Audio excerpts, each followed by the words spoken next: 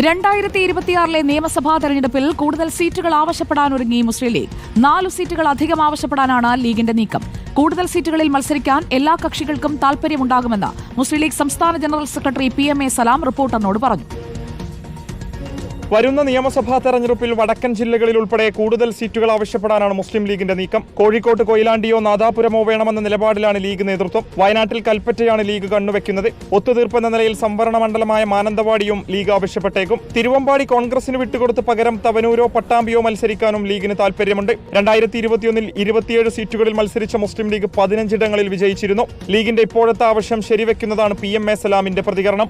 കൂടുതൽ സീറ്റുകൾ മത്സരിക്കണമെന്ന് എല്ലാ കക്ഷികൾക്കും ആഗ്രഹം ഉണ്ടാവും. പക്ഷെ സീറ്റ് 140 ഉള്ളൂ. അപ്പോൾ അത് എങ്ങനെ പങ്കുവെക്കണം എന്നതിനെ കുറിച്ച് UDF-ൽ ചർച്ച ചെയ്ത് തീരുമാനമെടുക്കും. എത്ര സീറ്റാണോ മുസ്ലിം ലീഗിന് മത്സരിക്കാൻ UDF-ൽ നിന്ന് അനുവദിക്കപ്പെടുന്നത് ആ സീറ്റുകളിൽ മുഴുവൻ മുസ്ലിം ലീഗ് മത്സരിക്കും.